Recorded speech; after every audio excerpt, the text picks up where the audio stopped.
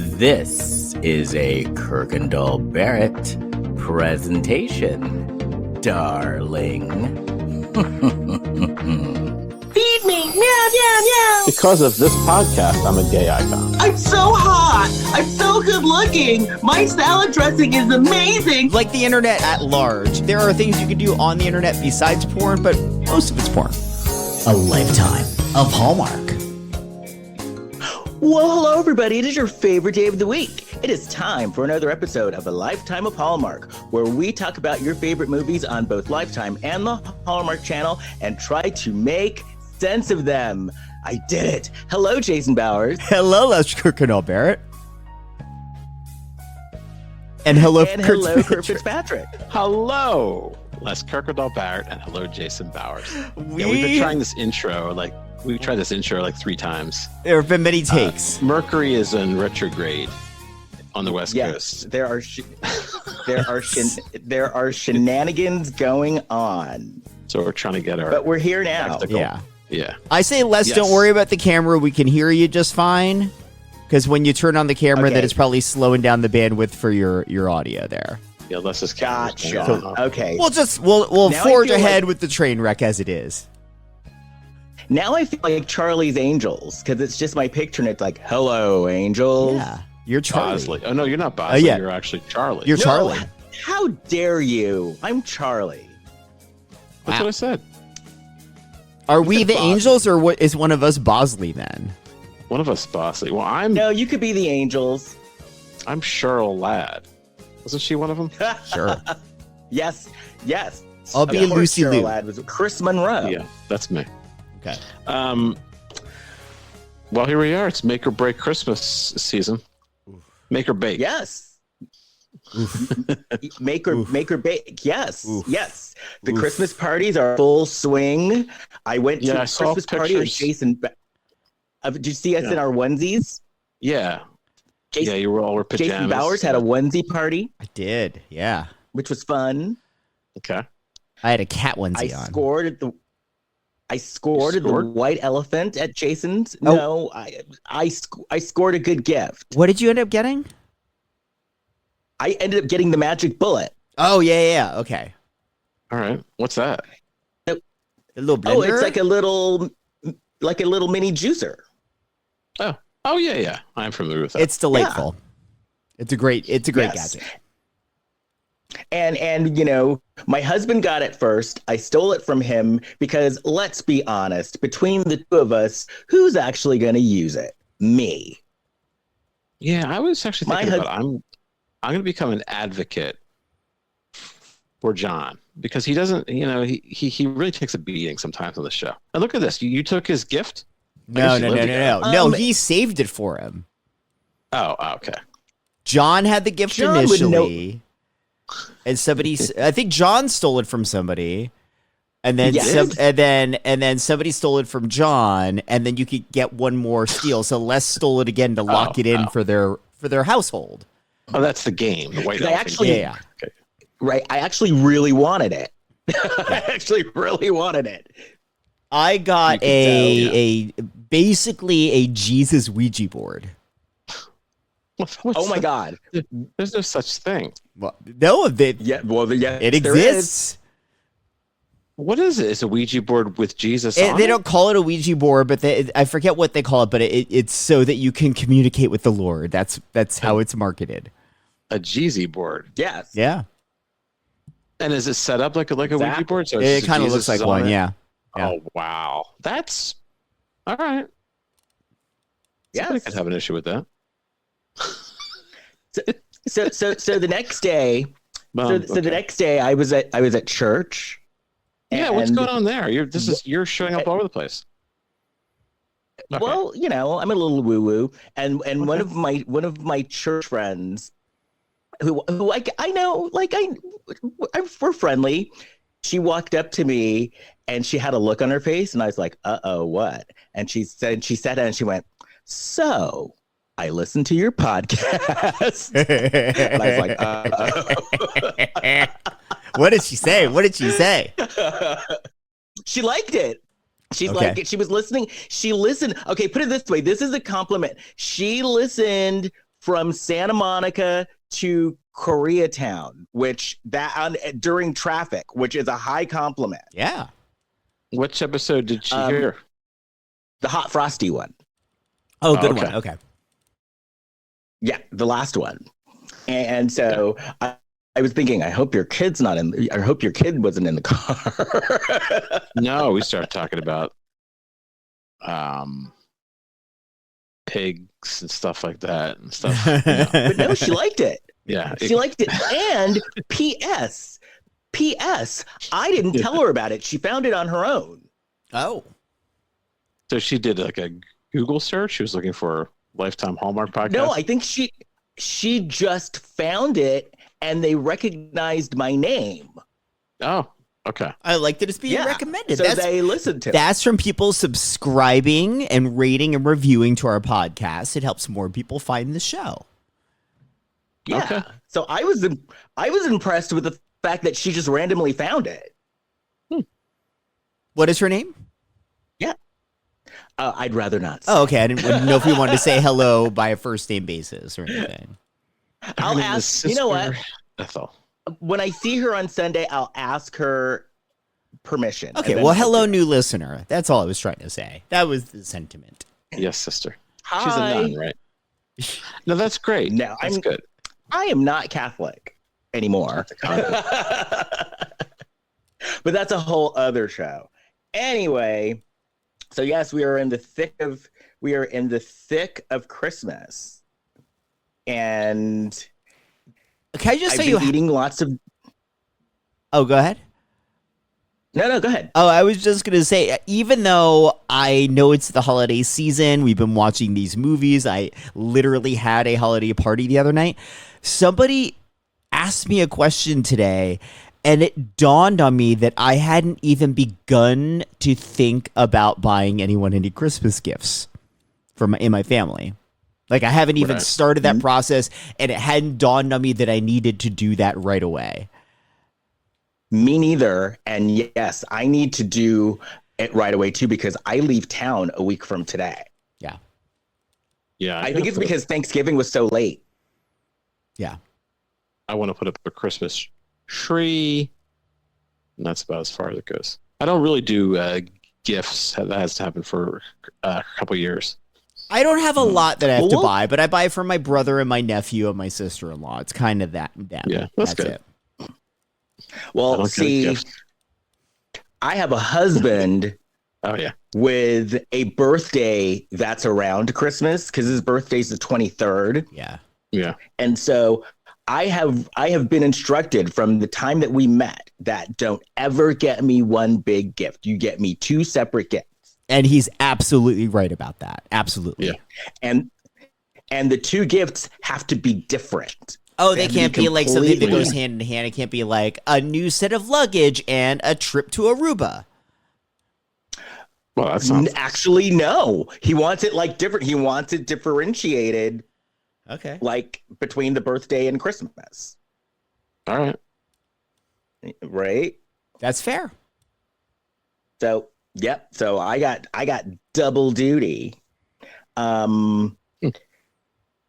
Do you need gift ideas? Who doesn't have double duty? No, I have an idea. And it's got to be small because I've got to like take it because we're going to the UK for Christmas. Yeah. Okay. So it's got to be something small that goes into. I'm a big believer in not checking luggage, so it's got to go in my little bag. Oh wow. Oh, that's what I wanted to share. I just remembered. What? I was like, what do I want to share? I finished reading Eric Roberts' memoir. Oh, yes. And he talks about, well, he says he needs money. He says the reason why he works so much is because his wife is his manager. He loves his wife very much. And so the wife and him, they always run out of money. Their house is falling apart. So that's why he has to keep working. I guess they don't manage money very well. And he talks about how he checks luggage on planes for free. And what he does is, apparently he still does this. He goes to the airport with his luggage, and they say, well, for us to check your bag, you've got to pay. Well, he doesn't have a credit card. So he goes, well, I don't have a credit What? card. And I say, so he tells him, he says, I don't have a credit card. But he's like, but I'll give you cash. And we don't take cash. And then what he does is he just turns around to the person behind him and says, would you mind paying for this for me? And he goes, you wouldn't believe all the people that will pay just because they want the line to move faster. And like sometimes he's recognized, but a lot of times he's not. And he says that he gets these people to do it, you know, because they don't want the line to be held up more. Eric Roberts' travel budgeting is unhinged. That is unhinged Right. behavior. He's And a I scam. love Eric Roberts, but that is unhinged. Well, I But think also, yeah. I've seen him in person, and he's very recognizable. He looks exactly like he does on TV. Well, not everybody would know who he is, but you know, he says sometimes they do, sometimes they don't. And I think he's probably also very charming in real life, so that probably adds something to it. So he turns out, hey, you mind doing this for me? And he says they do I'm it. sure Eric Roberts, have you I'm sure ever he heard of getting an airline points credit card where they will give you a free bag with your ticket? Or get just a card that has a debit card. cash on it, or give the person behind you cash so they could use their credit card. Maybe that way you're at least paying for it. But he doesn't want to pay for it. He said they're trying to save money. So why doesn't he have a credit card? Well, I think it's part of well, he's kind of old. He's in some old ways too. Like he's not familiar with stuff. Like he says, sometimes people want to pay him for his acting jobs on like Venmo and PayPal, and he wasn't even sure what that was. No, he works these crazy jobs where like He shows off the homes and things like that. Yeah, those would make sense that that's not like going through your traditional acting agent, but still, dude, like he's not poor. He might not be as rich as you think someone that works that often is, but he's definitely not poor. I would think so, but he just claims they don't have any money. He says their bank accounts are often overdrawn, and they said they just have to keep working and working and working. Then he is somehow living well beyond his means. He's not managing well, and he and his wife aren't. But otherwise, he and his wife are a really good match for each other.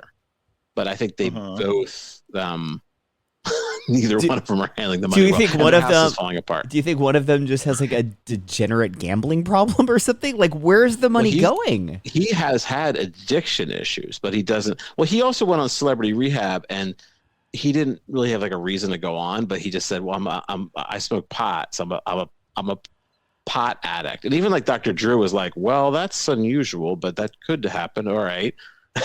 So he said that's what he did. So he still smokes pot. He didn't even really want to stop, but he used to do other stuff. He doesn't anymore.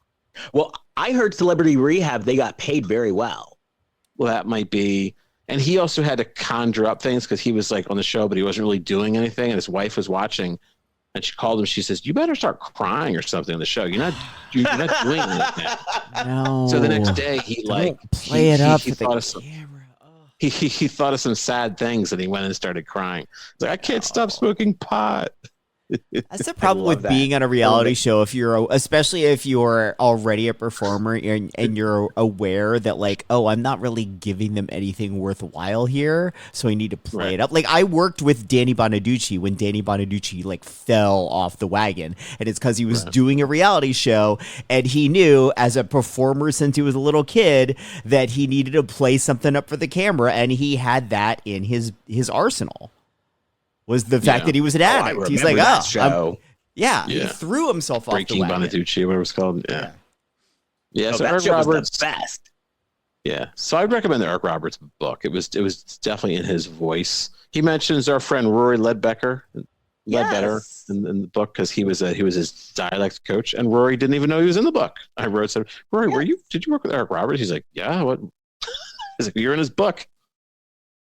So that's funny. I like Rory. Yeah, he's a nice guy. And he talks a lot about he loves his stepson, Keaton, who's a musician, but he doesn't talk about his biological daughter very much. I think she asked him not to.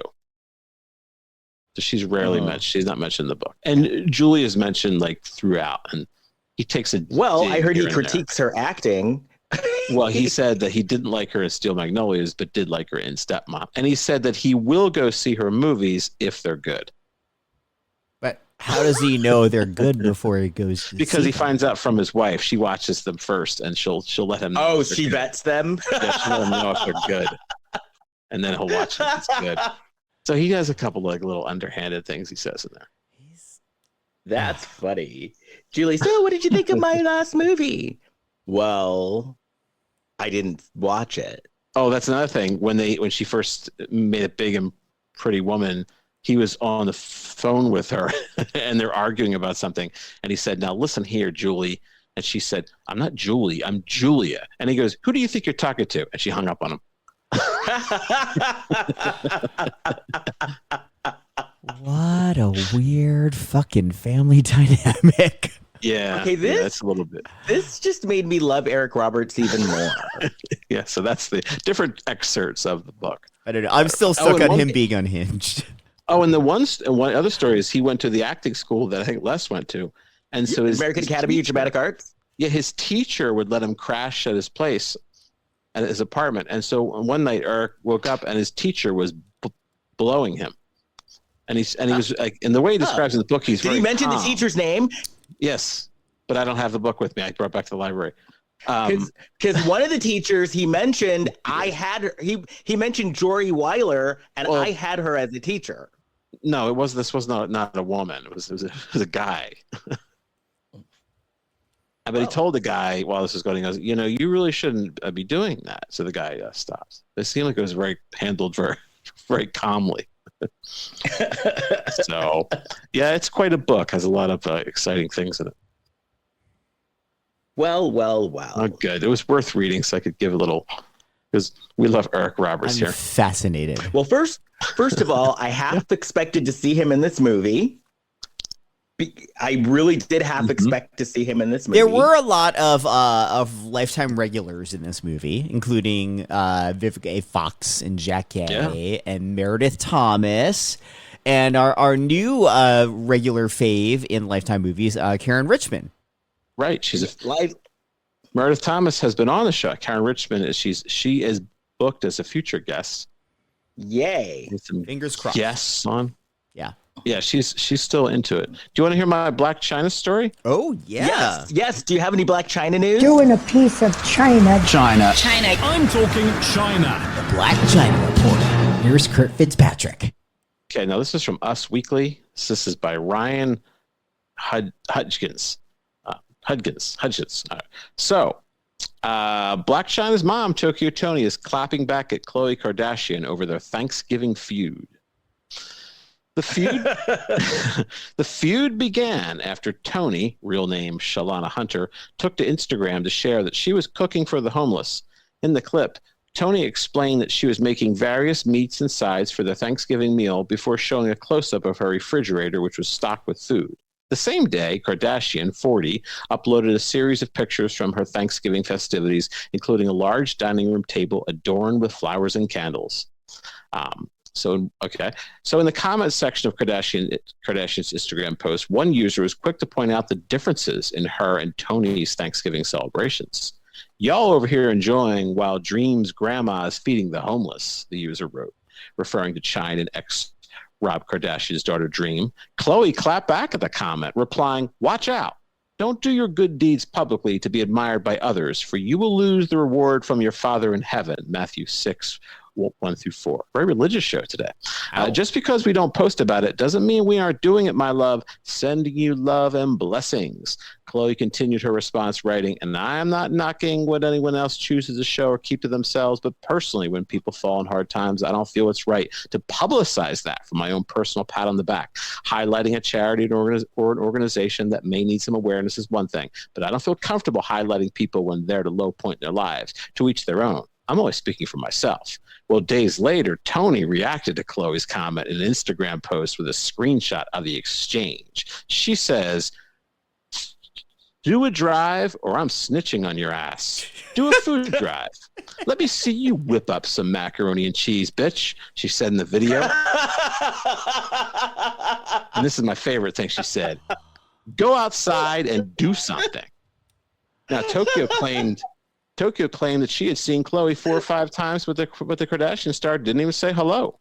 Dear Khloe, I'm the one who gave my daughter the papers that your mother tried to swipe our grandchild of everything she could never owned. I'm the one who did it, she said. Let's not forget the time you brought the old homeless man to your house, girl. Was that a movement? But it sounds like you said you don't do that. You put him on TV too. Bitch, you are a homeless case.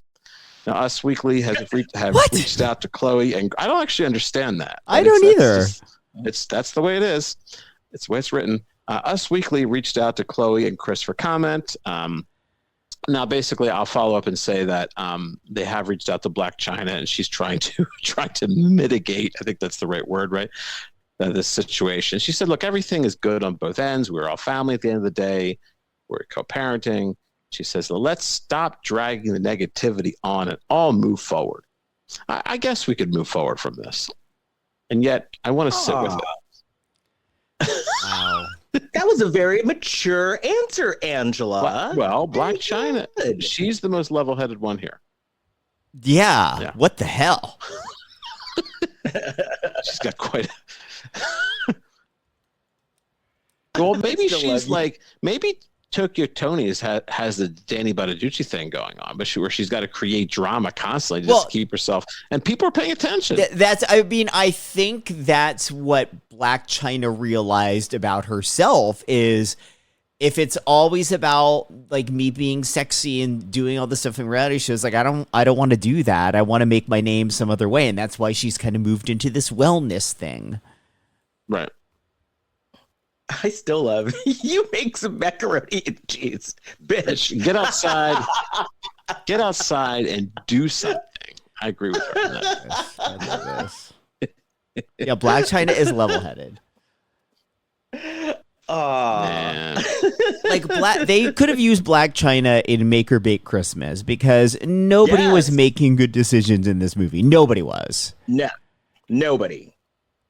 No. And it was Vivica, a bonkers premise to begin with. It made no sense. It was a bonkers premise that actually worked, surprisingly. Did it? Well, How did it work? No, it was it just kind of fell flat for me. It was like it is what it is. You didn't like the desserts? Yeah, it's a Mediterranean diet nightmare. Let's see. No, it was all right. Yeah, there was some okay. Well, I have some comments about that because I am a pretty good baker and cook, and I don't know what she was. Her approach was, I don't know. Maybe she should. So, Kurt. Yes. What'd you think of that picture of that cake I sent you? Oh, it's like a cake, and there was a pie cooked into it, right? It was like it was like two different cakes that were put together. It was like a cake with a pie in the middle and another cake. Okay. And it was called a Leaning Tower cake. Yes, I did. Okay. Well, that's exciting. Yeah, that was all right. It's called a Leaning Tower cake. And I was like, I'm at parties. I'm like, I've got to send a picture of this to Kurt. No, I like it. I appreciate cake because I like to eat cake. I appreciate the artistry of cake. Same. Okay, so let's talk about this movie. What was the name of this movie? Make or Bake Christmas. Shake and bake. So we are in Los Angeles. I noticed that. Just an unusual setting for a holiday movie. Yes. And we don't Los see Angeles that a lot.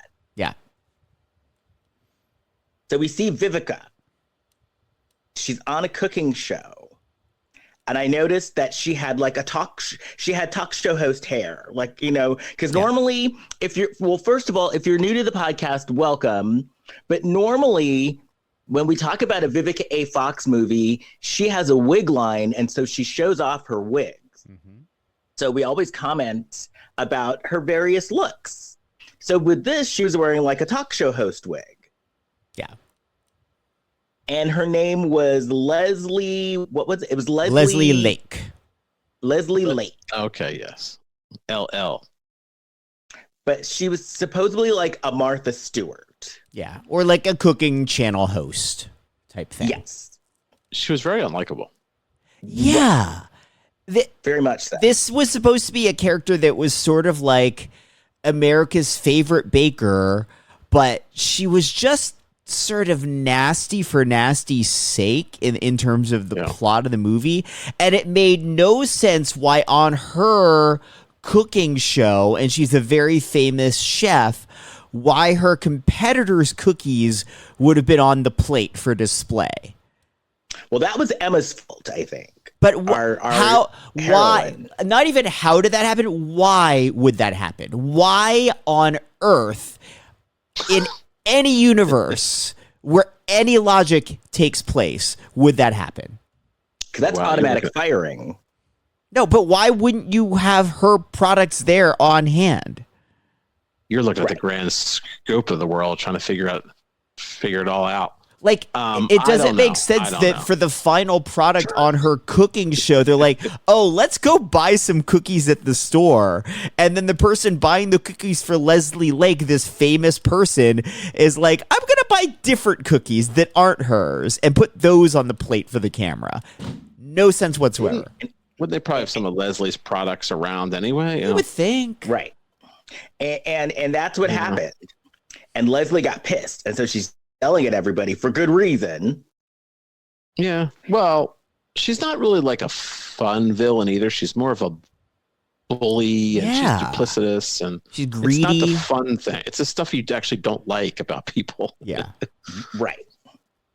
And so she decides that there's like a mom and pop bakery and she wants to get their products. She wants to own them.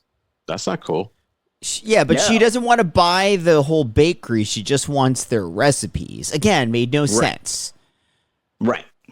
What's wrong with her recipes? She seems to be exactly pretty successful. Exactly. Why she's this very famous baker. She's like, my cookies aren't working real well these days. I want somebody else's. Made no sense. And well, Vivica, I will suggest this: if you're such a master baker, you could get your hands on one of those gingerbread cookies, and you could probably figure out what's in it, and just do some trial and error. There's only so many ingredients in the dumb thing. Yeah. Yeah. You could figure it out in probably a day, if that. So she tells her assistant Emma, "Listen, Emma, I have an opportunity for you. I want you to go into this bakery." Well, first, Emma tells her that the owner is not going to sell any of her recipes or anything like that. No way. And so she tells Emma, "Listen, I want you to go undercover." And she basically bribes her, A, with her job, and B, Emma wanted to go and visit her mom in Indiana for Christmas. First of all, Vivica thought that it was Oklahoma. She never got the state right. She thought it was the same. Right. And she told Emma, "Listen, if you go undercover and get their recipes and get their secrets, not only will I let you go home and visit your mom, I'll also give you a promotion." Now, how does she have the ability to be so controlling? Do you think this Emma is making like a ton of money, or do you think she's been sort of bullied into thinking she can't get hired by anybody else? Well, okay, the role of a Hollywood assistant, and Jason, I'm sure that you can attest to this as well. I know people who have been assistants to people, and basically it's pretty much they run your life. You run their lives, but they run your life. Yeah, there is an element of that, but was she the personal assistant? They referred to her as the operations manager. Oh, because she seemed like more of an assistant to me. But either way, we learned stuff about her and her ideas and things that she should have been running that place. And if she wasn't, she could have probably easily found a job elsewhere. Yes. Yeah.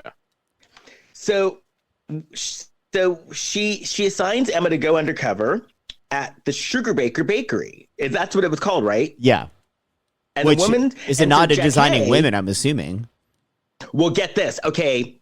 There's actually a little tongue-in-cheek joke in this because Jackee was on Designing Women and she was supposed to be a character. So Jackee was on Designing Women. Was she on like the final season or something? Did they bring her in? No. She was on, it was a weird sort of a thing. So what happened was she was supposed to be on Designing Women, but she was supposed to be on this other CBS show as well. And so the CBS show was starring Red Fox. Red Fox died, but they continued the show on anyway with Jackee. Was that called the Royal Family? Yeah. Yeah. So originally she was supposed to go on to Designing Women and become this. She was Vanessa and she was supposed to become this character who was going to buy sugar bakers. But then even though Red Fox was dead, they decided to do the show anyway. And so she was contracted to that show. So she had to drop Designing Women and go on to that show. Oh. All right. Okay. Did she ever appear in Designing Women? Yeah. Yeah. She did. Okay. Yeah. I do sort of remember her being on there. Like, was this around the time though that Delta Burke had left the show? Like when they were trying to figure out how to move forward, because she does seem on paper like she'd be a good new version of that sort of energy on that show. Yes, it was around then. Yeah. All right. And because she was Anthony's girlfriend. Yes, I remember that. Okay. And Anthony was Meshach Taylor. Meshach Taylor, yeah. Yes. Hollywood Anthony from Bouvier. the mannequin movies. Which I've never seen. He plays a flamingly gay character in those movies, and it is not apparently in real life. No. I don't think we'd be able to see a movie like that today. No.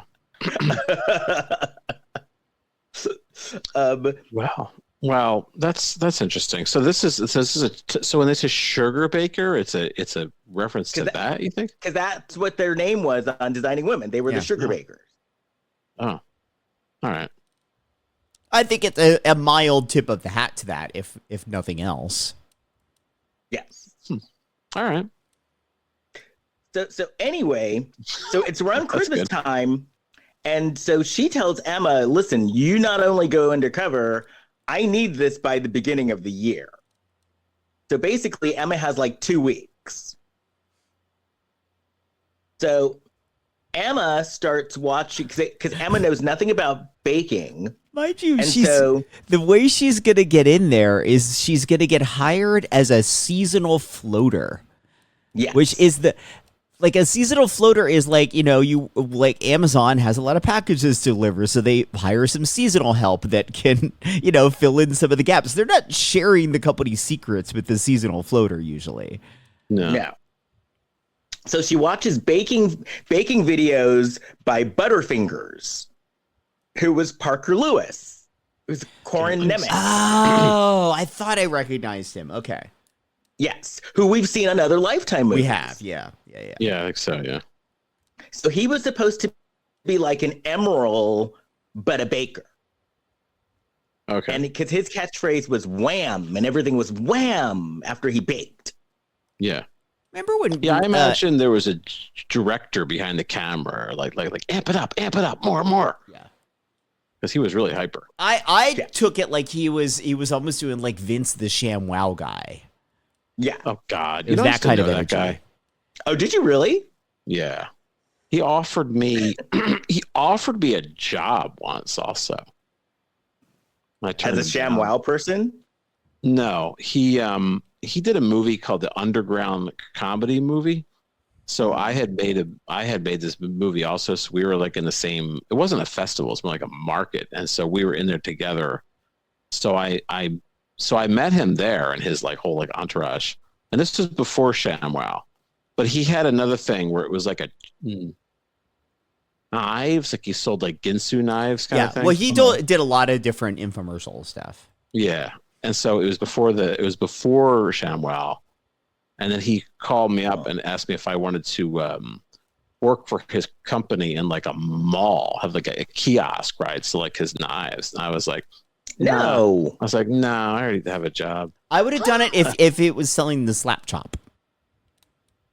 It was selling one of his things, but I'm like, no. But he's a smooth character. Vince Didn't he Offer. like get arrested and he bit somebody's tongue or something like that? Yeah. What? Yes. I know all the A-listers, I'll tell you. Wow. Yep. So Emma drives up to the bakery and she sees this guy like dancing in his car, just like an asshole. Yeah, that was weird. And so he's dancing in the car and she's just looking at him. And then she goes into the place and it looks like Christmas threw up. Yeah. I wonder if they got if they had a production designer put all that together, or they just like found a place like that. It made no sense because this was supposed to be a bakery, not a Christmas store. Right. It was So such they an probably found a location. or make like any maybe sense. that's like their storage where they keep all their decorations for all the holiday movies they do. Who the hell knows? But it looked, yeah, like you said, Christmas just threw up. Yeah, and it looked like a pretty big building they had, and there was only like 4 people working there. Yeah. Yeah. I'm pretty sure that I have filmed something in that kitchen. Because I did a short movie for our friend Nina Wyman, who has written a bunch of Hallmark movies. And I think my scene was filmed in that kitchen. Oh, okay. So Jason has been there. Yeah. And that could very well be at the Elks Lodge. It could have been, actually. It could have been at the Elks Lodge. I'm not sure. It could have easily been at the Elks They Lodge. were. Because we definitely see the Elks Lodge in this movie. The kitchen that Parker Lewis was in, that is the kitchen from Killer Contractor. Wow, you have a memory. Yeah. Well, now I've seen it a few times, so I really clue into it now.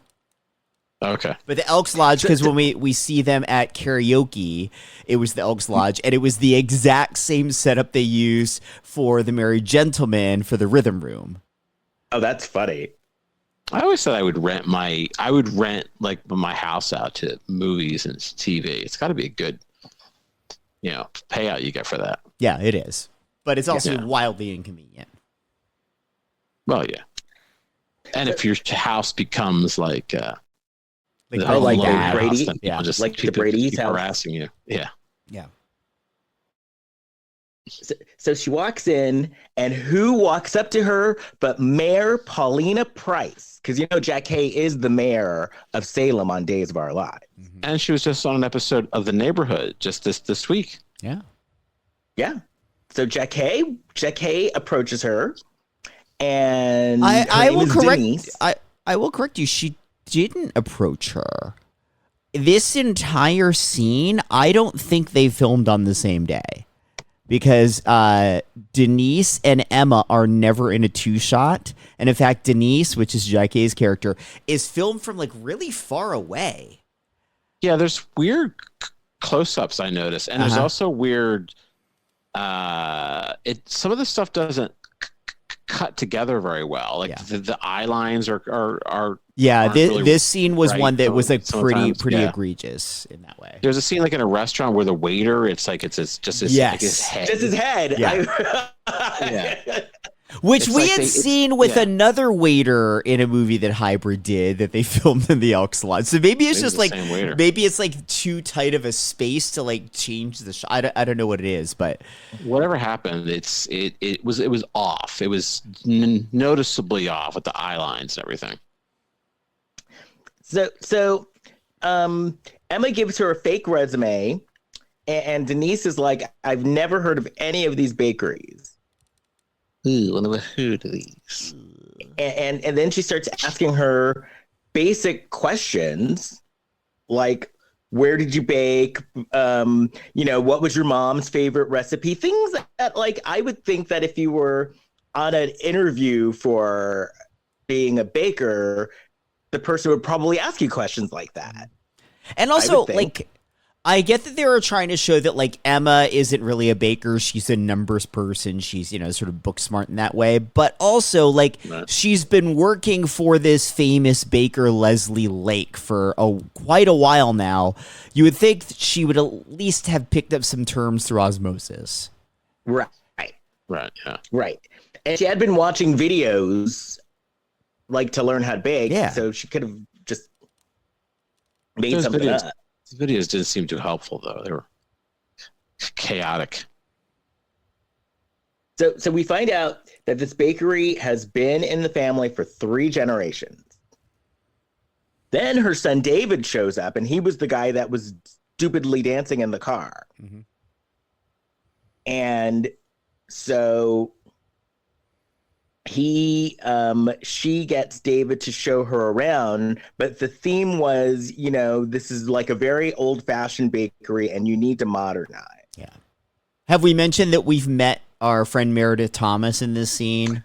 No, I was just going to mention that. Okay. Yeah, go ahead. Oh, yes. And So- our future friend. And our new friend Caryn. Yeah. Right. And it was so funny because I thought, like, on both of the last movies we saw them in, they were both like not nice characters. And then in this movie they were like totally nice. Yeah. It's weird in general watching a Lifetime movie where there's no real bad guys. Right. Yeah. It's unsettling, frankly. Yeah. I'd love to know. We can't. We could never ask, but What? I'd love to know how much money Meredith makes for this. I want to see her. Maybe we can make a bet with her, and if I win the bet, I can see her tax statement at the end of the year. You don't need to know that. That's her business. I want to. She's our friend. Let's just be happy that our friend is booked and blessed. Yes. Did you have her accountant's number? I can find out. No, I'm just curious. We get curious. I'm not going to ask. It's none of my business. But I'm just curious how much. I'd like to know how much people make. Because remember, she's like the second most. She's the second under Vivica A. Fox. She's like this. She has like the most movies at Lifetime. Yeah, and I honestly, acting wise, I think she probably behind the couple at the center of the movie, she probably has more to do in this movie than Vivica and Jackee do. Yeah, she's got to have a quote, but I'm sure she does. Yeah. All right. So we also find out that Caryn is her name is Maggie. She's also a calligrapher. Yeah. What do you do with that? She does all the calligraphy herself. She handwrites calligraphy notes on a cake. No, she does. She's the gift wrapper. Yeah. Oh. Okay. And so everybody. So since David introduces Emma as a floater, and everybody, they're so understaffed that everybody starts fighting over her. Well, and then what she does? Oh, go ahead. I also saw a man. There's a man. Oh, that's right. Yeah, I think his name was Clark. There were Sally, Patty, Clark, and Maggie. Well, we see him. I was going to say Clark is in the dark because we don't see him after this scene. Then he sings karaoke. Well, he comes in at the end. Because he was at the karaoke bar the first time as well. Oh, he was? Yes. Well, maybe he was, yeah. I thought he was cute. I didn't see much of Clark. I clocked something very funny in the karaoke bar later in the movie. Remind me to point it out. So then Emma solves their logistics problem and basically kind of schedules herself in with everybody. Okay. So then she's getting the tour of the bakery, and then we find out about the ginger cookies. And the ginger cookies is a secret recipe that only the family knows. Gingerbread, yeah. It includes the secret ingredient, ginger. Have you seen shows before where they're obsessed with gingerbread houses? We saw movies before that. We've definitely seen. Yeah, I'm sure Hallmark. Yeah. We've seen plenty of gingerbread house building contests and things like that. Oh, I'm sure. You say it with such disdain. Oh, it's just like I don't need to watch people building a house made of cookies. That's not a movie. And you can't fight it. It's dusty. It's been out for a while. Yeah. Ew, that's true. I told you I went to a woman's home, and she said, "Well, it's my." I think I told the story before. She said, "Well, it's a little bit dirty inside." We went in, and there was like her Christmas stuff was still up. It was like July, the Christmas tree, and then she had like a gingerbread house that was rotting away. Ooh. Ew. I never the smell of this place was like, oh my god. Ew. Is this a friend of yours? Well, this is one of those Fringe Festivals experiences. Oh, were you staying there? No, it was somebody like I was just like I walked her home because I'm a gentleman. Oh, okay. It was one of those kind of friends. Yeah, but not much happened because we couldn't really sit down anywhere. The place was like piled with garbage. But I think we made out. And that was it. On top of the garbage? No, I think we were standing up. We were standing up. There's no place to sit. She didn't want to see your perfect body, Kurt? Well, this is before I got that report that I had Okay. a perfect body. Kurt, you do have the perfect body. That's what we heard back. That's the word on the street. Oh, so Emma had a fun day at work, but then David tells her, well, tomorrow you're going to start baking. and then that night, Vivica calls her and she's like, how was it? And Emma's like, the people were nice. And then Jackee's like, people are expendable. Really? And then Emma's worried because that they're going to check her references because she put a bunch of fake bakeries on there. Fakeries, So- as it were. Yeah, fakeries. Bakeries. Yeah. So she goes to work the next day, and David's like, one of your former employers called us and said that, you were so good, you could even work for Leslie Lake. Yeah, you were the best it was baker Leslie they've Lake. seen since Leslie Lake. Yeah. Oh. And so Well, David pressure's on. starts questioning, like, why, if you're so good, why are you working as a seasonal floater? Exactly. Perhaps Right. questions that should have come up in the interview. Right. Well, she calls him out throughout the movie also, where she's like telling him why his business isn't working. Yeah. Yeah. It wasn't. They're They basi- were a chaotic fucking mess. Yeah.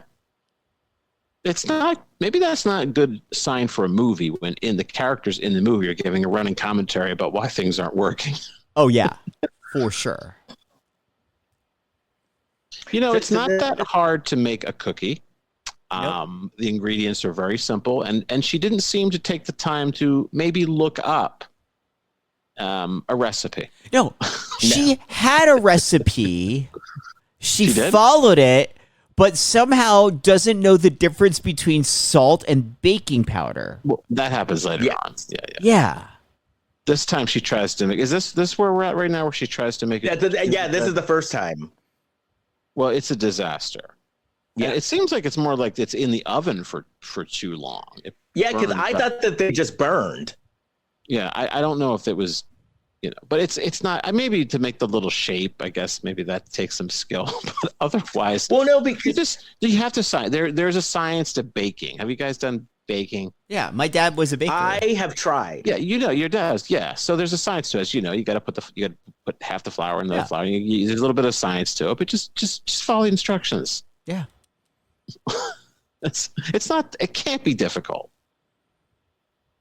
I'll tell you. Some people don't want to. You know what it is?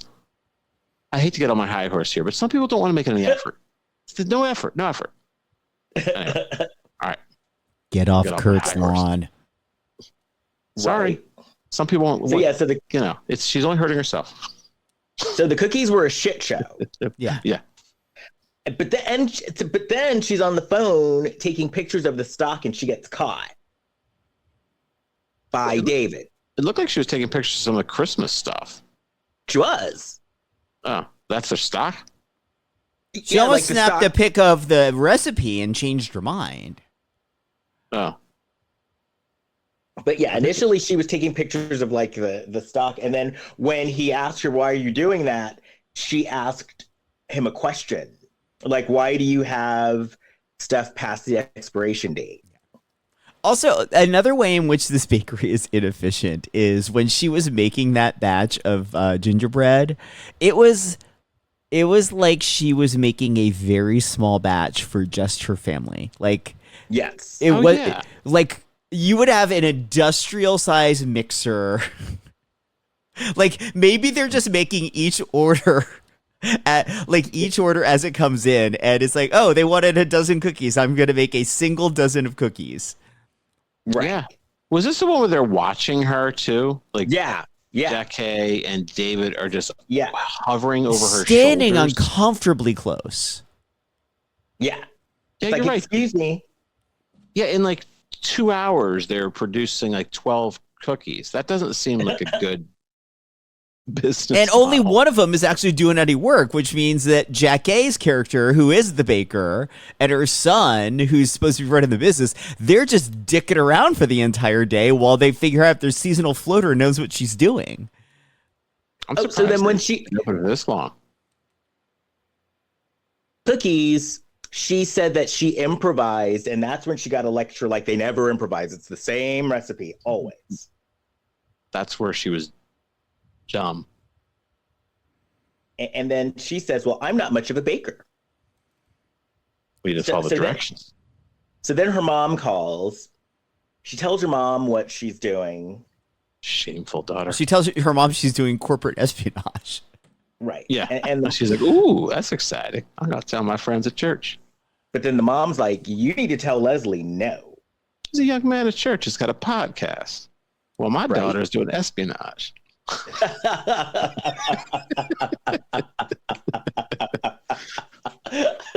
I want to do espionage. Oh, so Well, then you we can't see, say it. we Yeah, see but- we see Emma baking cookies again. Oh, boy. And then Meredith comes up to her and says, "Oh, you look overwhelmed." And then it kind of, she gives her like a little pep talk. She's like, we all get overwhelmed sometimes. And then she starts talking about Denise, and she says, first of all, the customers keep on coming back because they like the way the stuff is packaged because it makes them feel at home. So then she goes over to Caryn, and she's teaching her how to gift wrap. Yeah, Maggie. Yeah. Maggie, yes. And she says that our gift wrapping is what sets us apart from everybody else. And today we have to wrap 200 gifts, which, to be honest, for Christmas, Emma was sounding overwhelmed, but for Christmas, even more. Yeah. Although, knowing this bakery, they probably wrap each cookie individually. Yeah. Here's 200 cookies. Probably. We have 200 orders, but it's for like a dozen cookies each. That's going to take a while. Do they, Right. do we ever get a good look at how well they're wrapping these gifts? I don't recall seeing anything that I was impressed by. I don't know if we ever actually see them Then- doing any wrapping. We see them like see doing icing on cookies, and they didn't do a good job of that. No, but I mean the wrapping. They said that they're so good at this gift wrapping. I don't recall seeing anything that I was. I don't think they actually ever showed No. us anything fully wrapped. Well, Emma did one and got shade for it. She got a shady look. Okay. Yeah. So then Emma gets caught texting again. Like David he catches her again. Yeah. And then he invites her out for dinner, but she stays. Why did she stay late at work then? Because she stayed, everybody left and she stayed. I think she just broadly said she had some like things to wrap up. I don't think she gave a real specific reason. I think it was like because honestly she was going to snoop around, but then thought better Well, of it. she wasn't doing any snooping. No. So then this guy shows up, Adam Olson, and he's a real estate broker, and he came by because he wants the property. He doesn't want the building. He just wants the property itself. Yeah. No, is he related to the And, Olsen family from who was like lived near the Ingalls? Oh, like Nellie Olson? Yeah. Is he part of that family? You think like a descendant? like Nels. He's like the great And then this is also- grandson of Nellie. Maybe. I like to think so. So he talks to Emma, and she's like, she's never gonna sell. But he gives her his card, and he's like, well, why don't you just give it to her anyway? And she's like, and he seems like a nice guy, actually. Yeah, and so they're just kind of chatting. So, because I thought that he was going to turn into a villain or something. Well, I think they wanted that, sort of hanging over the movie that he could be another villain. Well, but he also commented on something that they mentioned a couple of times in this movie, and I feel like they wanted to find something to do with the fact that place had so much Christmas junk in it in terms of making it a one-stop shop for everything, but they never really stuck the landing on why they needed to point that out. So then Emma meets Adam for drinks, and they're drinking green drinks, and I'm like, don't do it. Don't drink green drinks if you're pregnant. You mean Emma and David? It happened on Wicked. Oh. Emma and David, not Emma and Adam. Oh, David. Yeah. David and Emma were drinking the green drinks. I'm like, yeah, don't drink those green drinks if you're pregnant. Do you think Emma's going to get knocked up with the wizard's baby? Well, it could happen. Yes, I've not seen Wicked yet. Kurt. Well, what do you want from me? They Was it don't like a explicitly 3-hour movie? say that Alphabet is the wizard's baby, but they hint at it pretty fucking heavily. Yes. I'll bet I get a free screener for that. You need to see it in the theater. Yeah, you should see it in the theater, seriously. It really, really, really, really needs a big screen. In fact, I saw it in 3D the first time, and it really makes the movie so much better, and it's already really good. Yes. I'm very excited. Start having like the SAG Awards, they start having like the talkbacks and stuff. Mm-hmm. I'm very excited about that. Because they're going to get like Ariana and Cynthia Erivo, and because for the Barbie ones, I went to the Barbie ones last year and they were amazing. So I paid my SAG dues today, just in time. I paid mine yesterday. In mine a long time ago. But yes, I was on the SAG nominating committee one year, so I got to see a whole bunch of stuff. That was cool. Oh, so then Emma asks David about projection, and he didn't know anything. And she asks him, have you ever thought selling have you ever thought about selling? And he says, I respect my mom's wishes. But one of the things I noticed is that Emma actually made some actually good suggestions, and he would just poo-poo everything. This is also where we see the waiter's head. Oh, that's right. The head just pops in. Yeah. Really weird. Like it's like Beetlejuice or something. Because he's like, it's probably a reshoot, and they didn't have the locations. They just did a huge close up on the head. The waiter was cute, but it was just weird. Yeah, because it was just weird, like just a head. Yeah. So then calls Vivica, Leslie's like, so what's going on?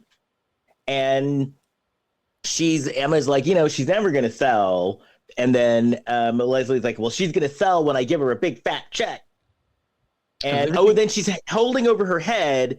The sooner you finish, the sooner you can go see your mom. Yeah, she keeps threatening her. They should have upped the stakes and have like her mother was in like a hospital or something like that. Yeah, or something. She's like, you can't see her until you get this done. Yeah. And then Vivica has like a financial stake in the hospital. So like she's got guards outside the hospital. won't allow Emma in unless she says.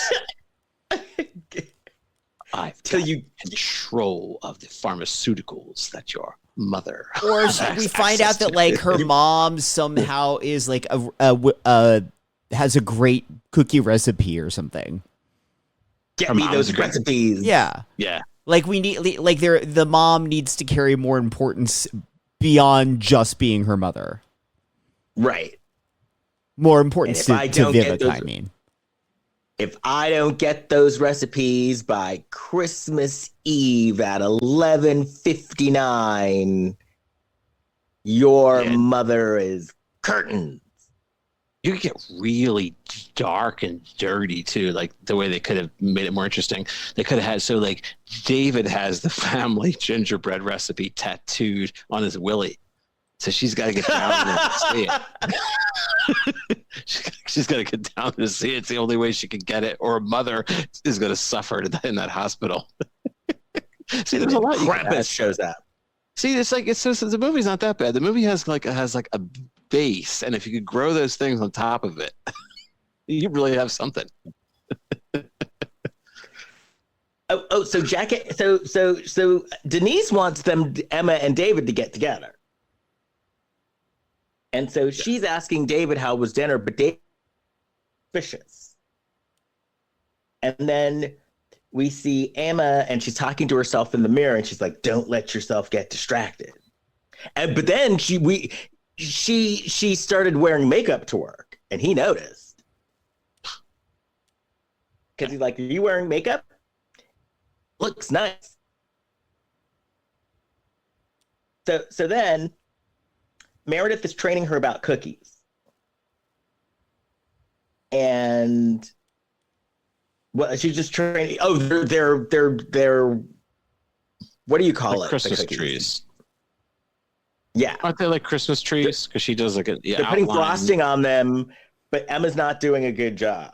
No. Yeah, whoever's doing it's kind of sloppy. Yeah. Well, Emma is sloppy. She's the one doing it. Well, Meredith was showing her how to do it too. Right. And then this is where Meredith tells her the story about how, because she's like, how long have you worked here? And, do you like working here? And do you have a kid? And Emma's like, well, Meredith is like, not only do I have a kid, she had really bad asthma, and Denise changed the insurance for the whole company in order to be helpful to us, so my daughter could get help. Yeah. And then Emma suggests to David, she's like, you should get a cookie machine that does all of this. And then he just once again, and he's like, oh, you're just a floater. You don't get it.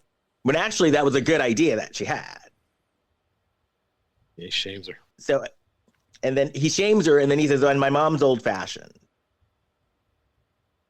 And then he kind of is condescending to her because he's like, how do you know all of this corporate talk if you're a baker? And I'm like, but he's a legitimate baker. Being a baker is a business. You know? She had clearly demonstrated that she had more of a knack for the business side of things than the actual baking side. Yet they keep having her do baking things. Right. So then Adam Olsen, Adam Olsen, he comes back, the realtor. Yeah. And he immediately hits on Meredith. Yeah.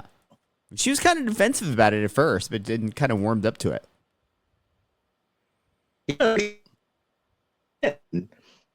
What was that last you cut out there? I said he didn't waste any time. He got right to work. Yeah. He wanted her cookie. Oh, he did. And then he mentioned about the land, and then she's like, "Oh no, there's no way she'd ever sell." And then he hits on her again. Yeah, but she's kind of giving out vibes like that she wanted to tickle his pickle. She was kind of she just seemed open to things. Right. I'm only talking about the character, not our friend Meredith, but the character did describe the way that you do the piping, and I quote, outline and flood. Carry on. All right. Hope she doesn't hear this. And I wrote here, he actually has game. Oh yeah, he was charming, and he wasn't like, because he was a real estate agent, Nice. so they could have played it like, this guy's kind of skeezy, and he's just hitting on her to like actually, buy the land. But actually, he really liked her, and he was being really nice to her. Yes. And then she's like, I got work to do. I gotta go. I got to outline and flood. Damn. And then Emma was like eavesdropping on the whole thing. And Emma's like, what is your problem? He was hitting on you. She's like, he's hitting on you and he likes you. And then she's like, I still have his card. Why don't you use the number? And then Emma goes back to Leslie and tells her, oh, they're in debt. And then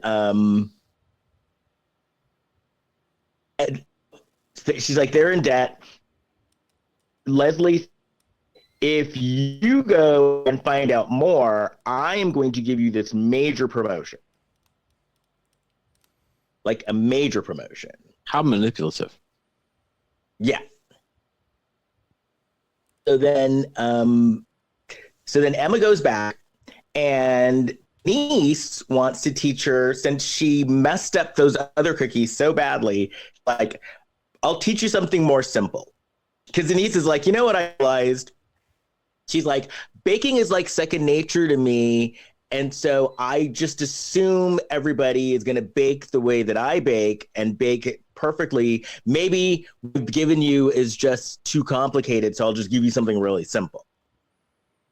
Okay. And then she asks, well, how did you make cookies at your other job? Oh, because they were going to make sugar cookies. And she's like, well, how did you make sugar cookies at your last job? Now, I would think sugar cookies are really simple. They are. Like, even I could make sugar cookies. They are. But Emma had to go watch another video with Butterfingers. Right, which I don't see how that's helping her. And this time, the cookies were really bad because, she put salt in them instead of sugar. And this was supposed to be like this huge, they let her do this and make this huge order. So it was too late for them to go and change it. So they had all of these cookies, and David's like, well, why don't we just change it to salted caramel? Which this decision in this moment was so wild to me, because they're talking about how Denise's cookies are so beloved, they're so good, everyone loves her cookies, and they take a bite of Emma's 2 salty sugar cookies. They all look disgusted by it, and they're like, let's sell this as our new signature product. Because the thing is, and I actually like salted caramel cookies, I like salted caramel ice cream, but the thing is that I like about it is it's just a tiny hint of salt. It's not like a full-on salt shaker. It's a little like crystal salt on the top, I think, and that's pretty much it, except for like maybe a little bit of salt in the recipe. Yeah, I like it because it tastes good, but they all clearly thought whatever kind of cookies she made didn't taste good. But then this struggling business is like, let's lean on this and sell it as our product. I didn't understand it either, and I also didn't understand how they were going to make this botched cookie into this caramel thing. Were you just going to like start spreading caramel on it? Maybe. Does it really? It didn't make any sense at all. They need to be held accountable. Yeah. Fire your seasonal floater that doesn't know how to bake. Right? Because why would you put her in charge of like an important piece of inventory that you're depending on if you're not sure if she can bake or not? And also, Emma doesn't know her own worth. Like, she's working for Denise, who's ready to, and Emma is a competent person, knows what she's doing, but Denise is ready to fire her at any moment. Meanwhile, she's also working this part-time seasonal floater job on the DL and is fucking up left to right, and they are all welcoming her with open arms. Like, woo! So much so that they invite her to go with them to karaoke. Oh, wait. First, before that though, the phone rings in the office. Meredith answers the phone, and it's Adam calling her at the workplace. Ooh. Asking her on a date. Yeah. And that's when she was like, so why, a bunch of us are going to karaoke. Why don't you come with us? Yeah. Now, I understand that in the real world, you go to karaoke and, people don't necessarily, not the best singers in the world. But when you have karaoke in a movie, perhaps hire people who can sing. Thank you. Thank you. Thank you. And if you're going to have it where the characters aren't good singers and you're going to show that on camera, then make it fucking brief. Don't have the characters and the actors who can't sing that well do an entire song at 2 different points in your movie. As a rule of thumb. It's like watching what they used to call a home movie, where a family would force you to watch their vacation footage. Yeah, this wasn't like an opportunity to, show off someone, characters' real life singing skills. Like that time Kristen Chenoweth was in that holiday movie that was really bad, but they let her sing a song. So you're like, okay, it's Kristen Chenoweth. That wasn't the case here. No, and they knew it because they were lowering like the volume. Yeah, I actually couldn't hear it at points. I was like, I'm wearing AirPods and I'm like having trouble hearing the audio. Yeah. No. So we find out, though, because Emma shows up, and we find out at karaoke night that, first of all, the salted caramel cookies were a hit. But then... Salty cookie, I guess. But then she's talking to Jackee, and because Jackee's there, because it's like an office event, and she's talking, and even Jackee's like, well, you know what? She didn't come out and say that she wasn't good at baking, but she was like, maybe you're good at something else. Because she's like, everybody's good at something.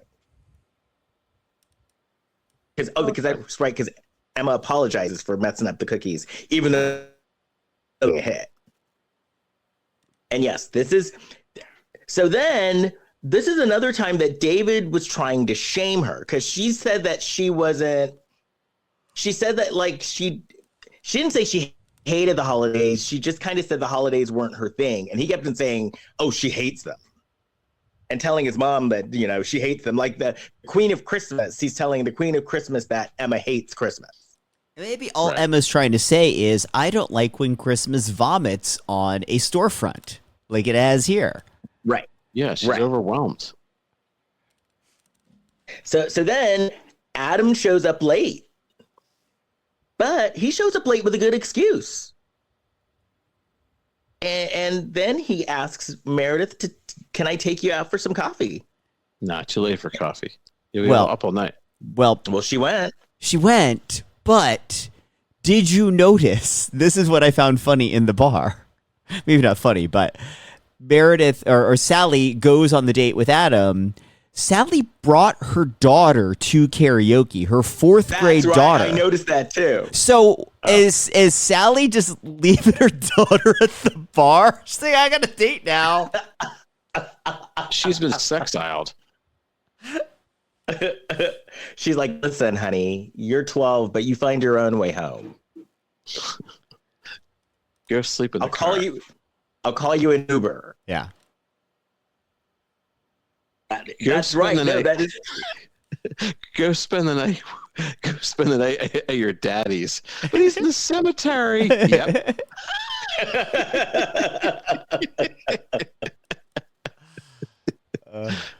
That's terrible.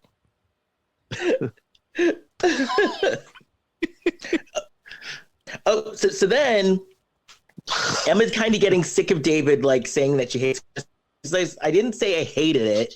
She's like, I wasn't into it because at my last job, I had to work long hours and I had a very demanding boss. So then she's like, they're talking, and she's like, you should kind of go to different bars and establishments and see if you could sell cookies to them so they can sell cookies in their bar, which I think is a good idea. And once again, he shames her. He's not open to any ideas. Yeah, and she's like, you really do need to update. And in his defense, it was always being blamed on Denise. That Denise was the one that was sort of resistant to change, resistant sort of scaling up the business in a way that would actually like help them be profitable. So then she's trying to give an example, and so she messes up. Yeah. Because she's like, well, the last place I worked at, cookies and cakes. And he's like, the last place you worked at was cookies and cream. Because I read your resume. And it's like, come on, Emma, if you're going to lie, remember your lie. Especially if it's a fake resume. Cookies and cakes. Do these people not have Google? Right. Exactly. Well, I thought he was going to start researching it a little bit, calling the numbers and stuff. Especially in LA, because like bakeries and stuff, like you kind of know. Yeah. So, then he asks her, where is she spending Christmas at? And Emma's like, well, I was supposed to go visit my mom, but I might have to stay here. And he's like, well, why? And she's like, well, just because. And then he says, well, the problem with seasonal floaters is that they're just here for the season. And then we see a wide LA shot, and we see like Echo Park. And I'm like, oh, they put Echo Park in this. And then Leslie is like, okay, so I called you a bunch of times last night and you didn't pick up. And you're going too slow. Like, get it together. So you need to speed this up. And well, she's got that right. It is moving slow. Yeah. and so it's like, oh, because I went out last night, and Leslie's like, oh, you went out last night. No, she wasn't happy about it. No. But then David catches her talking on the phone again. Wouldn't you go outside to have your conversation, or go to your car or something? Yeah, I mean, duh. She is finding hiding places. She goes in the stock room, whatever. But he walks in, he finds her. Right. Well, that's why you need to go to your car. This place needed some cameras. They needed some because if they're concerned about people stealing these precious recipes, they should have them under lock and key. And then and this excuse, she's like, oh, I was listening to a podcast. She's like, I was listening to a Lifetime of Hallmark. Yeah, she was listening to our podcast, the Hot Frosty one. Do you think she subscribed? I think so. Because that'll download it right to your phone, so that's what you want to do. Well, we shouldn't be talking so bad about it, then. I tried to make a Twinkie one time. I found a Twinkie copycat recipe, but it was a failure. That didn't taste good. I was going to say. Did you replace the sugar with salt? Like the center and the... Well, it didn't look like a Twinkie. It was sort of it was more like a sheet cake Twinkie. Because how did you get the stuff in the middle? Well, I'm saying it didn't. It was like a sheet cake Twinkie. I put one layer of the cake and then some of the cream and then the cake. So it didn't look like a Twinkie, but it didn't taste like one either. It was a failure.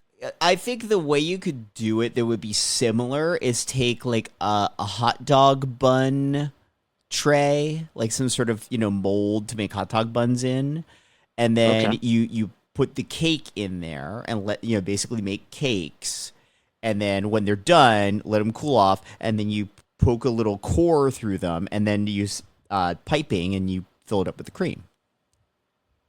Okay. But mine, I don't think the cake tasted. I don't think it worked out for whatever reason. Didn't have that chemically I've been in plastic and sitting on a shelf for 3 years taste. No, but I love that taste. I do too. And I've had Canadian Twinkies. Canadian Twinkies are not the same as American Twinkies. I found. What are Canadian? Well, they have maple syrup in theirs. I don't know what it was. It tastes a little like Neil Young. I don't know how to explain it. No, it's Neil Young. No, they're just different. I don't know. I think I mentioned it to a Canadian, and they said, "Well, we don't have those additives and preservatives like you do." I was like, "Well, sorry. American Twinkies are better." Right, because they're good. Aren't they good for 25 years? Because of our preservatives and additives and everything else. I don't know, but man, I'm into the Twinkies. All right. So David invites her over for brunch. Mm-hmm. And Jackee, it sounds like Jackee made this Christmas meatloaf, which actually sounds pretty good. Well, I don't know. It depends on what's in it. Yeah. Like, I hear Christmas meatloaf, and like, what makes it Christmassy? Is there like peppermint in there? Like, it's like a fruit cake. Ew. Yeah. Ew. There's like dried cherries in your meat. It's made out of reindeer. Ooh, that sounds good. Ooh. Good. Venison. Yeah. That might be good. So she goes to the house. She goes to the house for brunch, and Jackee's like cooking her because Jackee likes her. Yeah. And then they're having fun. They're drinking eggnog. And then Jackee pulls her. That's a joy when someone inexplicably likes you. It really is nice. I don't know why you like me, but cool. She wanted her son to bang it out with Emma. Oh, yeah. And she basically said that. Yeah. That's a good mother. She said he's married to the business, but that's not going to give her grandchildren. Oh, no. Yeah. I don't know about so she's that. basically like, you have my blessing to bang it out. It's like, even if you're a seasonal floater, I just need you here the one season. That's right. Right. And then and asks him, why has it been so long since you've had a girlfriend? And then his answer is, well, I invited you to brunch, so you figure that out. Oh, damn. Right. Did you hear that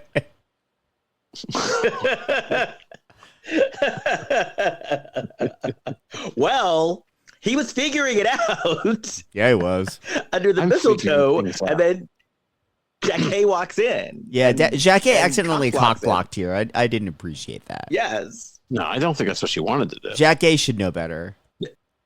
Right. He was figuring it out. Imagine you're growing up and you're like learning about your body but your mom is Jackee and like you're about to like kiss a girl and you're getting aroused and then you just hear ooh.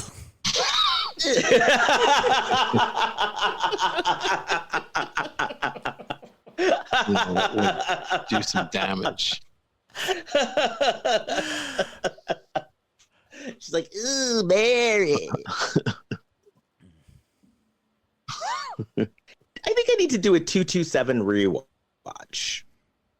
What about our Mama's Family Rewatch podcast we were going to do? We're going to do that? Yeah. Oh, you guys do want to do a Mama's Family rewatch. You guys probably talked about that at that pajama party. We didn't, actually. What, the Mama's Family? The Mama's Family rewatch podcast? No, we didn't. Okay. No, we didn't. But I'm open to it. Same. All right. Well, I say yes to anything.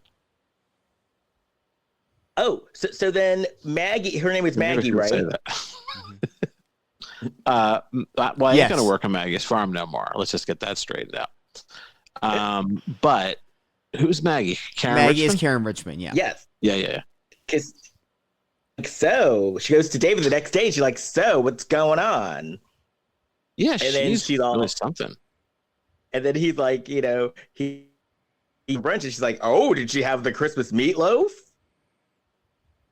And she's like, tell us now. Is that a euphemism for something? Yeah, she's looking for some shower nozzle masturbatory subtext. She's really. Maybe it is. She was like hot and horny to hear some information. David was about to serve his Christmas meatloaf, and then he heard, ooh. Yeah, hear that. Yeah, that's a real come down. That's what I say. That's the best word to describe that. Boner killer. Saltpeter, or is that saltpeter something else? Well, Emma would use too much salt. Yeah, saltpeter. Yeah.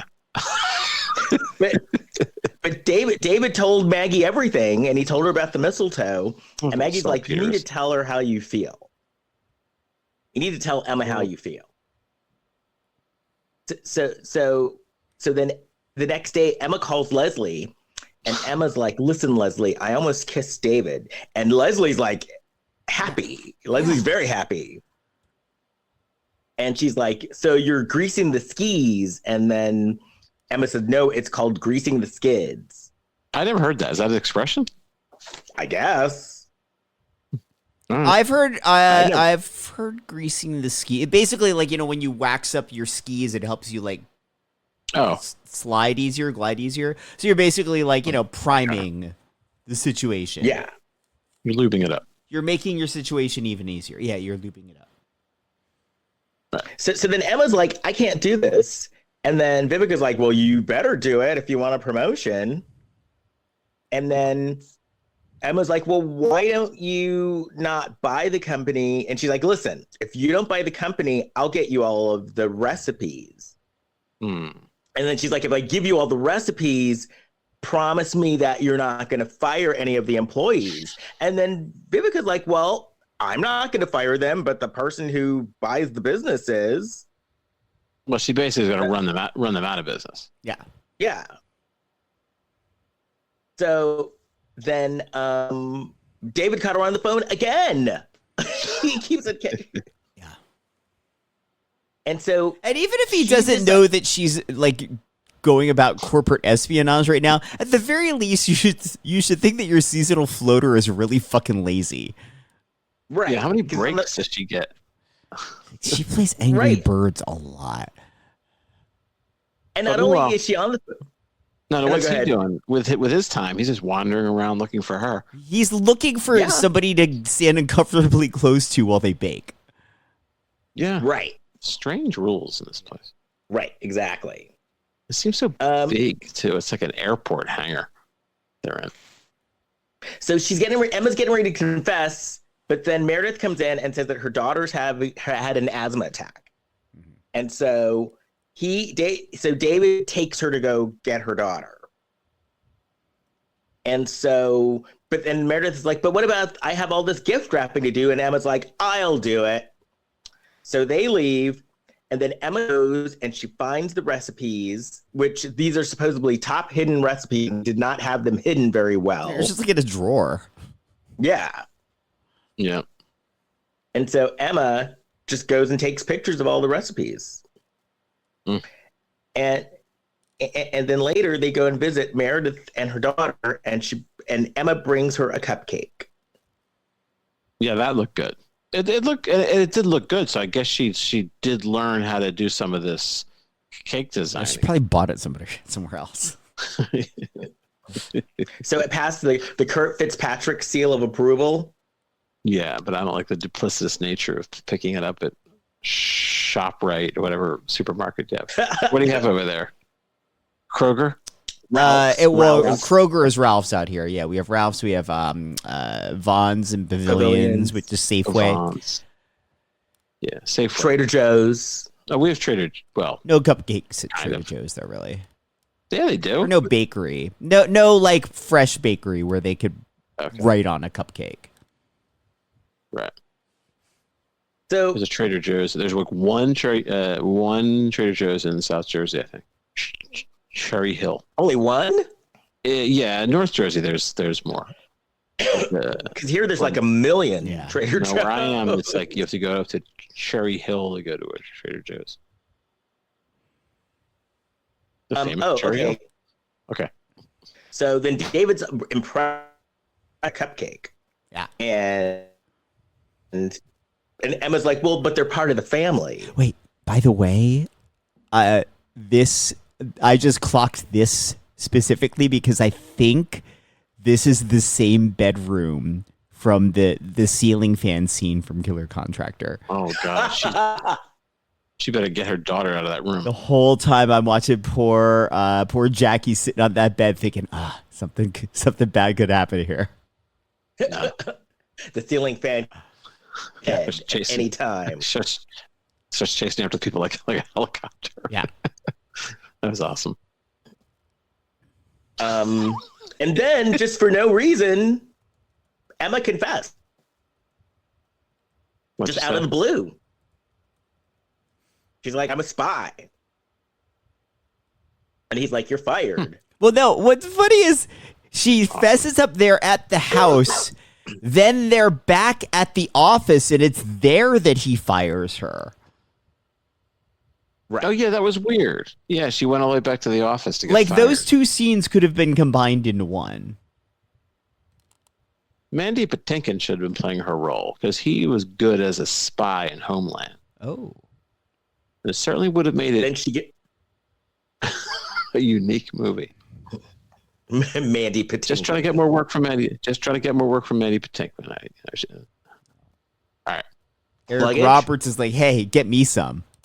Does he, yeah, Eric Roberts can get in there. Yeah. Yeah. Oh, a friend of mine is making a movie, and Eric Roberts is in it. Of course, he's in like every movie, but no, he's right. a friend of mine's making it. It's like a family-oriented movie. And Eric Roberts has a role in it. So then she Yeah. gives her and then she goes to Vivica. And she's like, I'm not doing it, Vivica. I told David everything. Yeah. And I quit. Which is dumb, by the way. She sent an email quitting, and I guess assumed that Vivica she would get like an email alert and see it before she walked in the room. What I think is dumb about that is, like, I understand she's doing that for her own conscience, like, I'm going to quit before you fire me, but let her fire you so you can collect unemployment, you dumbass. If you quit, you can't collect unemployment. Oh, yeah. And then her mom calls. I love her mom because her mom calls and she tells her mom, and her mom just like wanted the gossip.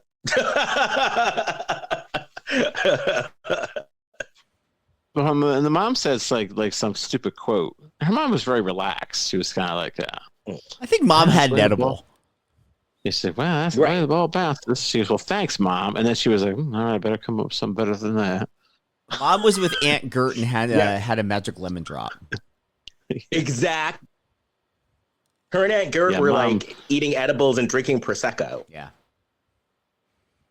Yeah, she was relaxed. And I think that, I don't know where they shot her scenes, but I don't think it may have been from her home.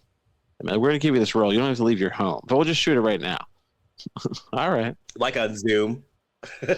Yeah. They just shot it on Zoom. So then, because her mom said, are you the person you thought you were? And are you the person you thought you were? Or who is the person you want to be? Yeah, those are her words of wisdom. And also, are the walls moving? Should I be going now, when towards you have this light, edibles, baby? I have a question. When you have edibles, do you get the munchies? I do more so with edibles than I do when I smoke. But normally, like when I get the edibles, it's not usually because I'm hungry. It's because I like the sound the crunch makes while I'm chewing. Okay. True story. I understand. I like crunches. So she goes to Jackee's house, and Jackee's like, well, guess what? We decided to sell your shitty salted caramel cookies, and the retail stores decided to buy them. Yeah. These are the warped cookies that are filled with salt. Yes. They were supposedly so shitty. And now they're going to, this company that can't get their act together to handle the few orders that they have, they're going to be mass producing these super shitty cookies and bagging them up and stocking them on shelves. You know who's getting them? I think they're being fed at like sadomasochist parties. Like they're being fed to the subs. if they're out of like line. the punishment. It's a very Yeah, yeah. specific customer base to go after. Yes, but it is good to have a specific. I remember learning that in marketing class a long time ago. If you know your specific market, so they're the subs in the S&M parties. Well, anyway, So then Jackee's like, you know what? I'm not mad at you. Come No? to the Christmas party. that should be an And- ambush. She's like, come to the Christmas party. And Emma's like, but what about David? And Jackee's like, you come as my date. And so So now Emma has to put out for Jackee. Is that what I'm understanding here?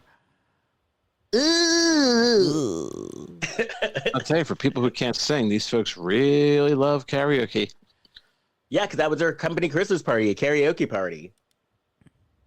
And she went to the karaoke party, and David was not only happy to see her after she apologized, he gave her a job.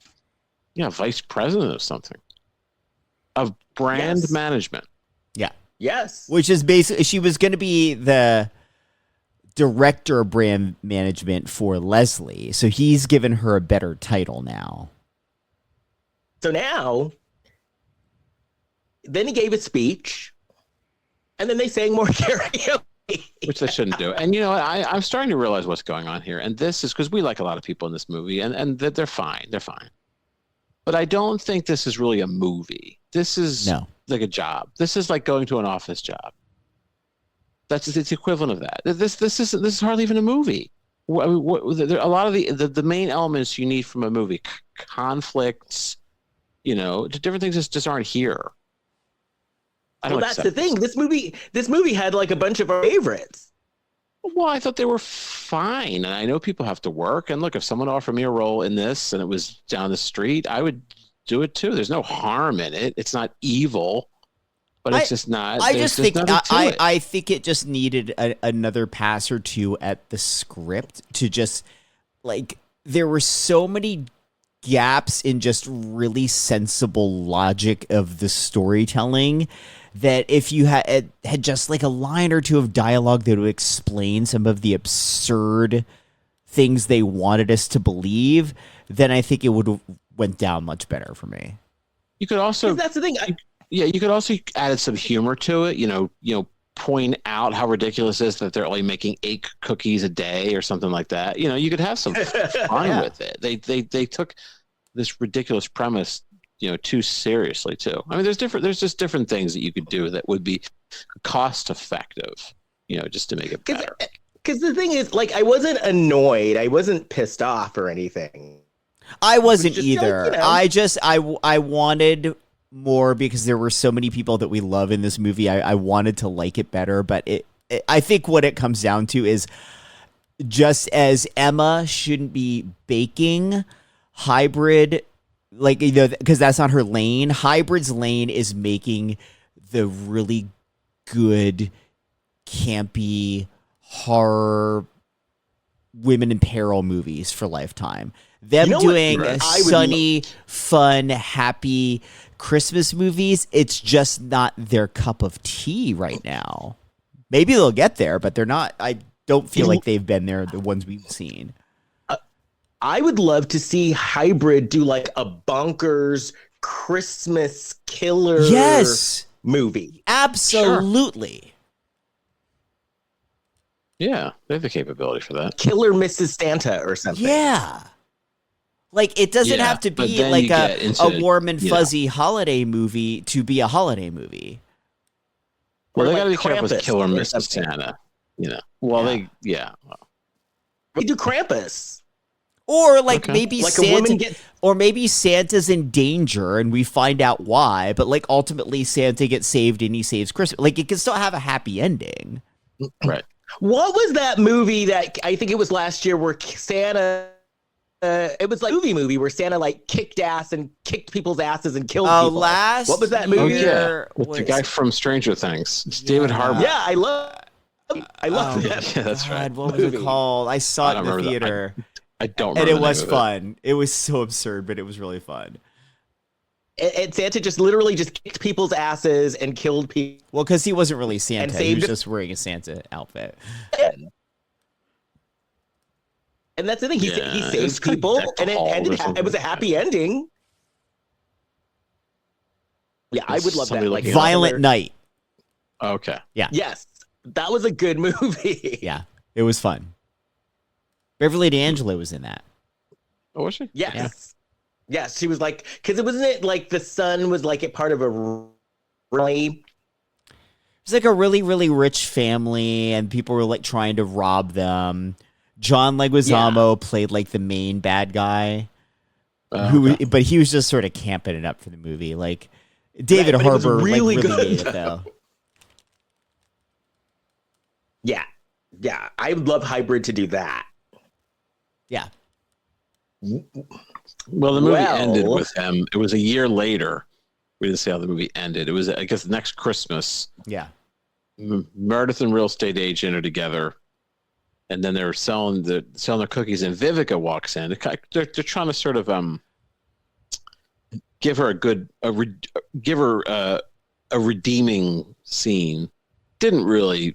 Well, Too little, too late. what they should have, because they like when Emma sees Sally and Adam, they're with another girl. It's Adam's daughter, Riley, and so Sally and Adam are engaged, and Emma gets, and then Emma finds out that it's their first Christmas together, and Emma says, "So I guess this is a make or bake Christmas."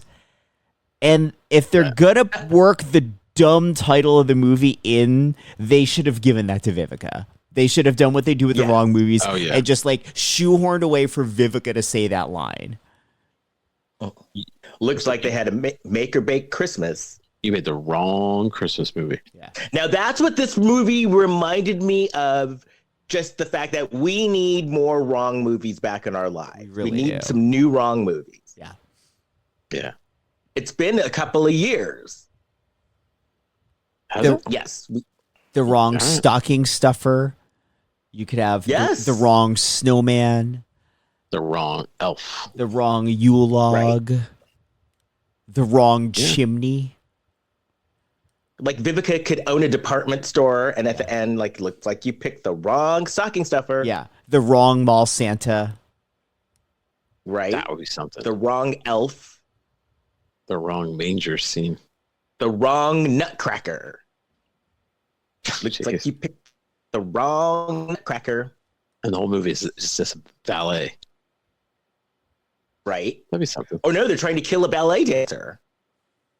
Oh yeah. See, yeah, that would be good. That would be good. We could get everybody back. We could get She escaped. Vivica, Meredith, Jason, Shane, Scott, Oh yeah. We haven't seen him all in of a them. while. Eric Roberts, Tracy course. Nelson. Caryn Richmond. Tracy Nelson.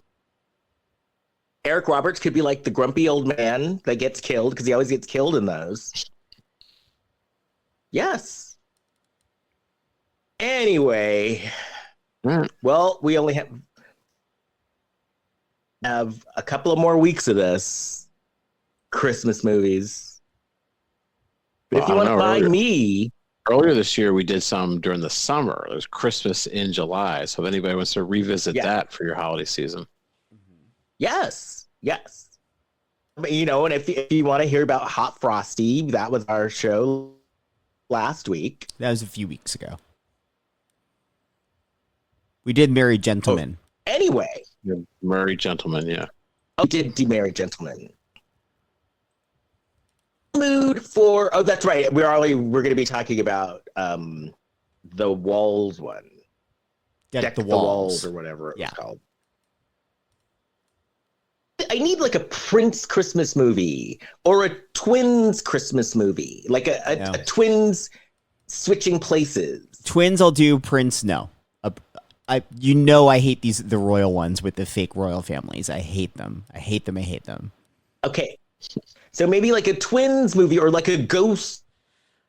We do like the Christmas ghost movies turn out to be pretty good. I like the Christmas ones that have a bit of a magical element to them. Yes. And a couple. Oh, and then what about Three Men or The Baby? What was the one? Three with the Wise three Men and a brothers? Baby, They the have- sequel. Yeah. They have a sequel. But I wonder if it's going to be as good That was kind of a fluke of sorts. Anyway, I'll figure out something. I have to go to bed. But it's me. You can find me on at Kirkendall, or you can find me on my website, leskirkendallbarrett.com, and an announcement that I think I'll be able to make next week. Jason. Aw. What awe? We want it now. You just sounded like you're reacting to him throwing to me. No, because I wanted to hear the announcement. I wanted to hear the announcement I just right don't now. know. called a I signed a contract, but I don't know out yet. Okay. Well, in the meantime, while we're waiting with bated breath for Les's announcement, please rate, review, and subscribe to a Lifetime of Hallmark podcast. It helps more people find the show. And also, if you're subscribed, it downloads directly to your device. That helps our numbers, and that also helps more people find the show. So please do that. You can find all of us on Facebook, Instagram, and Threads at Lifetime of Hallmark Podcast, and on TikTok at Lifetime of Hallmark Pod. And you can find me on Facebook, Instagram, Threads, TikTok, and Blue Sky at Big Shot Jason. Kurt. Oh, sure. I have been on Jason DeBray's, who's been on our show, but his show, the Shelf Shedding Movie Podcasts. I was on that recently, and in the coming year, I'll be on it for our annual Oscar podcast, and then we do a crossover episode during that period of time too. What did you watch? Well, before we did the underrated Scorsese movies, but when we do the Oscar podcast, we'll be watching all the best actor, actress, supporting, best picture, director, all these movies. Everything. Anyway, anything that's nominated. Well, all right. Yes. I guess that's it. So I'll talk to you all next week. Bye. Bye. Bye.